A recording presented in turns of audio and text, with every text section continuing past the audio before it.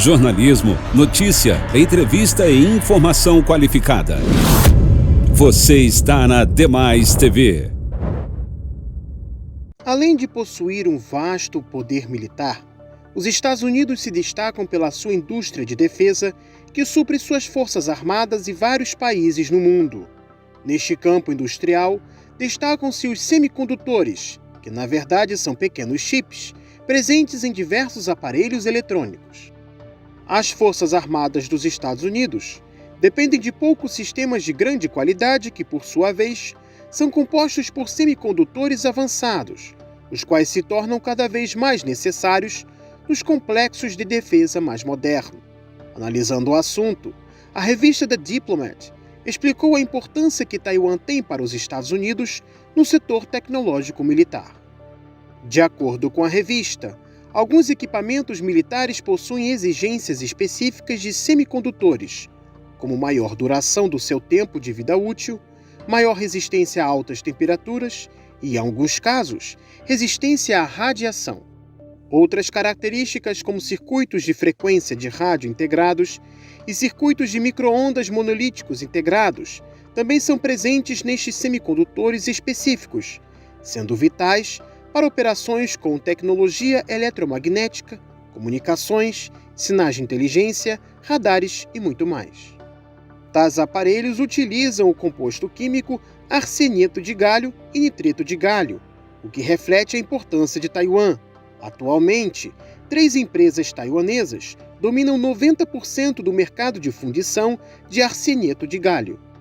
Por outro lado, enquanto empresas norte-americanas produzem semicondutores, a necessidade dos armamentos dos Estados Unidos terem semicondutores cada vez mais avançados cria certa dependência de Washington quanto a tais aparelhos importados de Taipei.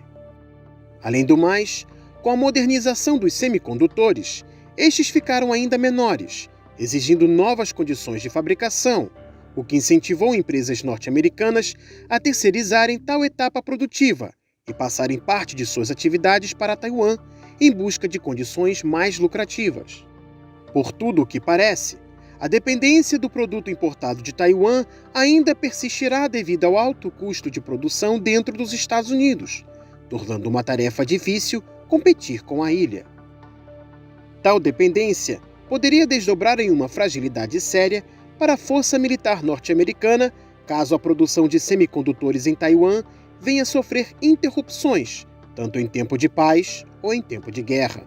Além da produção de armas nos Estados Unidos ser possivelmente afetada, o reparo de equipamentos também estaria comprometido.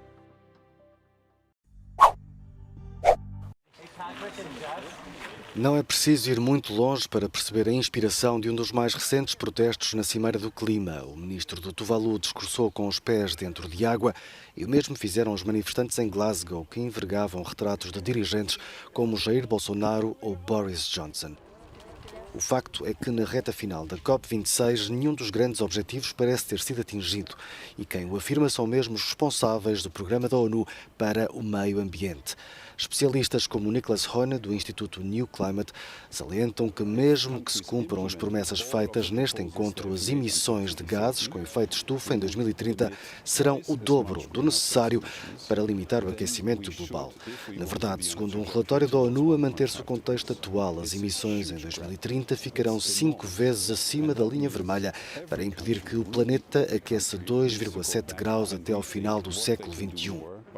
Ao fim de 2 semanas de conversações, até o presidente da Cimeira, Alok Sharma, lança o apelo para que os governos definam objetivos mais ambiciosos. Uma das promessas por cumprir é a atribuição de 50 mil milhões de dólares por parte das nações mais ricas para ajudar os países em desenvolvimento a adaptar-se ao equilíbrio entre crescimento económico e desafios climáticos.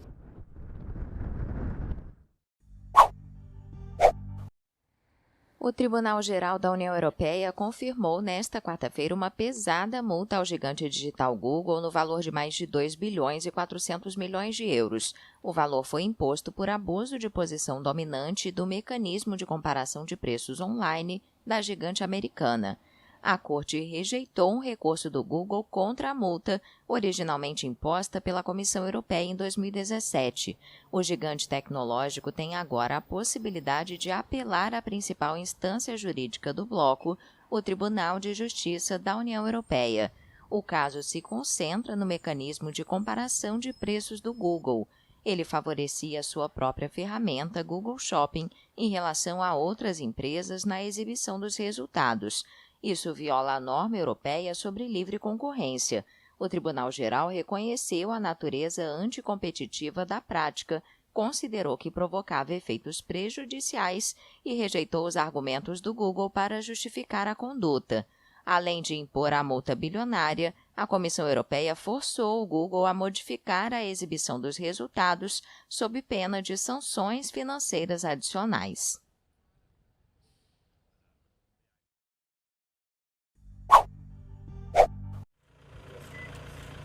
A vencedora do Prêmio Nobel da Paz, Malala Yousafzai, se casou na terça-feira durante uma cerimônia particular em Birmingham, no Reino Unido. O anúncio foi feito por ela nas redes sociais. No texto, a ativista informou que se tratava de um dia lindo em sua vida e que o marido se chama Asser Malik.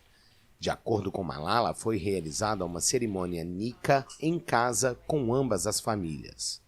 Ela também pediu orações aos apoiadores e disse estar entusiasmada em trilhar o caminho que os espera. Uma cerimônia Nikah é o primeiro passo em um casamento islâmico. Ativista pela educação feminina, Malala foi vítima de um ataque do Talibã no Paquistão em 2012, quando tinha apenas 15 anos. Uma das balas atingiu a cabeça de Malala e ela teve que ser evacuada entre a vida e a morte para um hospital de Birmingham, onde se recuperou. Agora, com 24 anos, a mais jovem Nobel da história a receber o prêmio em 2014, concluiu os estudos na Universidade de Oxford e continua a lutar pela educação de meninas através da ONG Malala Fund.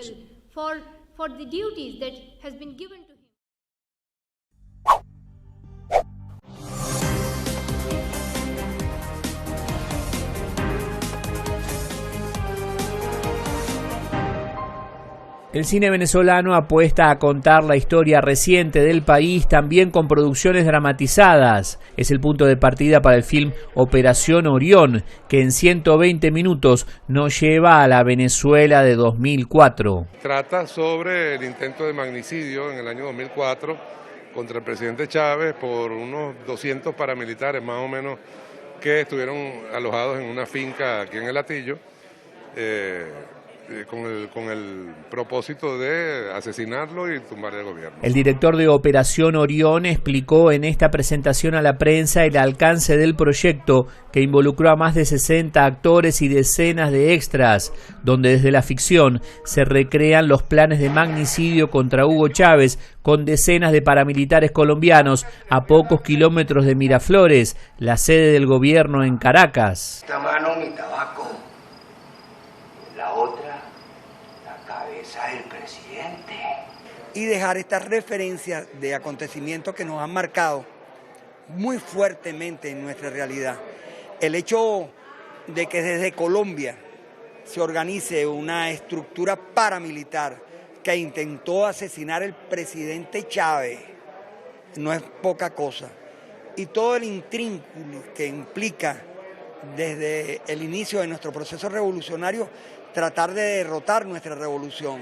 Antes de su llegada a los cines venezolanos, Operación Orión fue selección oficial en varios festivales internacionales en Europa, Asia y Estados Unidos y recibió premios por el montaje y la fotografía. No estamos haciendo una crónica histórica, nos basamos en unos hechos reales para hacer una película entretenida y buena. Pues lo que estamos es tratando de rescatar el cine venezolano. Nosotros queremos que, primero que a partir de tener producciones donde nos veamos nosotros mismos, podamos rescatar ese cine y poder devolverle al pueblo venezolano este tipo de entretenimiento. El grupo de realizadores que llevó a cabo esta producción se plantea ahora otras para seguir contando a través de la ficción y en el cine la realidad política actual de Venezuela. Marcos Salgado, Hispan TV, Caracas.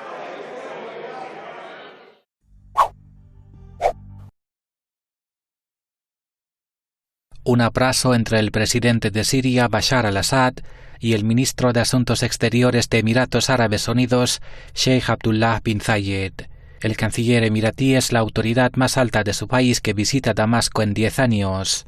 La presidencia siria afirmó que en el encuentro se debatieron temas regionales como bilaterales. Ambas partes abordaron las relaciones entre los dos países hermanos y las vías de desarrollar la cooperación en los diversos campos de interés común, así como destacaron la necesidad de redoblar esfuerzos para explorar nuevos ámbitos de cooperación, especialmente en los sectores vitales como la inversión. Emiratos fue el primer país árabe que reabrió su embajada en Damasco en 2018, cuando Daesh ya dejaba de ser un califato en este país. Dubái también envió materiales médicos a Siria durante la pandemia. Pero esta normalización entre los dos países, que puede extender a otros estados árabes, no ha gustado para nada a Estados Unidos. Nos preocupan los informes de esta reunión y la señal que envía. Como hemos dicho antes, esta administración no expresará ningún apoyo a los esfuerzos para normalizar o rehabilitar a Bashar al-Assad. Después de que el gobierno sirio lograra derrotar el terrorismo con el apoyo de Irán y Rusia, Estados Unidos emprendió una guerra económica contra Siria con la imposición de la ley César. A su vez, Emiratos Árabes Unidos mostró su rechazo a estas medidas coercitivas que, según afirma, impiden la reconstrucción que tanto el país necesita. Debe haber caminos que abran la puerta a la acción conjunta con Siria para todos nosotros. Mantener la ley César como está hoy hace que este camino sea muy difícil, no solo para nosotros como nación, sino también para el sector privado. Creo que eso debería ser parte del diálogo que abordamos claramente con nuestros amigos en Estados Unidos. Y de hecho, Emiratos Árabes Unidos planteó el tema con Washington. Sin embargo, desde la Casa Blanca rechazaron la propuesta. Lo que no hemos hecho y lo que no tenemos la intención de hacer es expresar nuestro apoyo a los esfuerzos para normalizar las relaciones o rehabilitar al señor Assad o levantar una sola sanción a Siria. A pesar de la postura de Washington, varios estados árabes han dado señales de que es hora que Siria recupere su asiento en la Liga Árabe después de 10 años, algo que según los analistas tarde o temprano se materializará. Bahit Jodadadi, Hispan TV Noticias.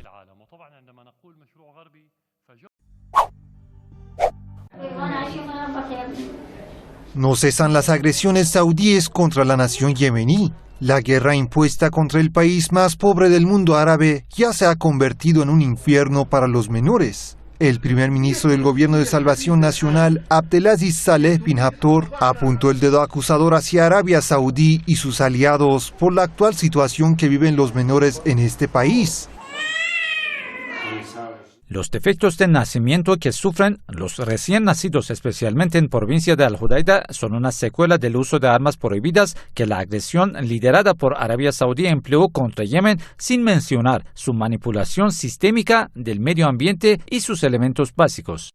El funcionario yemení exigió a los ministerios de salud y de medio ambiente de su país estudiar la situación sanitaria y ambiental de Al-Hudaida y que envíen equipos y comités de emergencia allí para tomar las medidas necesarias ante la grave situación en esta zona, ya que los ataques saudíes a la ciudad de Al-Hudaida han afectado gravemente a los niños. La coalición agresora saudí-estadounidense tiene toda la responsabilidad legal y moral por la tragedia experimentada por los niños yemeníes.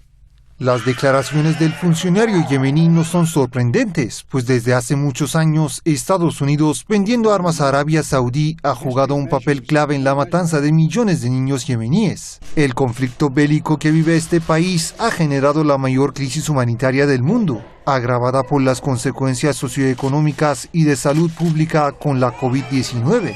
Aunque las organizaciones pro derechos humanos piden ayuda humanitaria y advierten del empeoramiento de la situación en Yemen, Riad continúa la guerra y sus crímenes contra los yemeníes, sobre todo los menores. Pues frenar esta agresión requiere la voluntad práctica de la comunidad internacional, ya que los comunicados no son suficientes. Aydin Shaigan con información de Shahrzad Abdullahi, Hispan TV Noticias.